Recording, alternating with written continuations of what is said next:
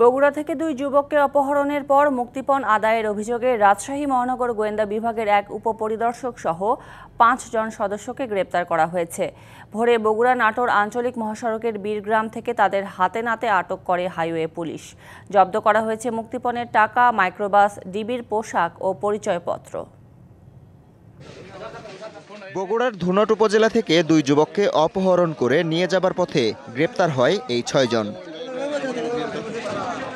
রবিবার রাতে DB police পরিচয়ে ফ্রিল্যান্সার রাব্বি এবং জাহাঙ্গীরকে তুলে নিয়ে যায় তারা।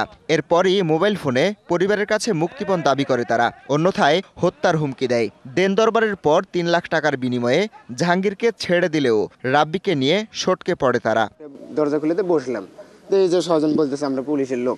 উৎসবের খুশি হবে নগদে বেশি, কারণ ঘন্টায় ঘন্টায় আছে গিফট জেতার সুযোগ।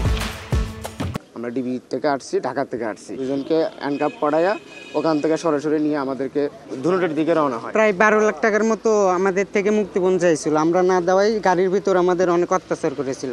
হাইওয়ে পুলিশ বলছে আটক ৬ জনের মধ্যে ৫ জনই রাজশাহী মহানগর গোয়েন্দা বিভাগে কর্মরত। তাদের মধ্যে শাহিন মোহাম্মদ অনু ইসলাম উপপরিদর্শক, কনস্টেবল পদবীর ৪ জন হল রিপন মিয়া, আবুল কালাম আজাদ, মাহবুব আলম ও বশির আলী। অন্যজন মাইক্রোবাস চালক। ৫ জন আরএমপি সদস্য, পুলিশ সদস্য এবং একজন সিভিল ড্রাইভার। তদন্তে হয়তো বিস্তারিত জানা যাবে। আমরা যেটুকু প্রাথমিকভাবে যেটা সন্তোষজনক পাইছি আমরা সেই কাজটুকু করছি। অপহরণ ও চাঁদাবাজির মামলায় ৬ জনকে ধুনট থানায় হস্তান্তর করা হয়েছে।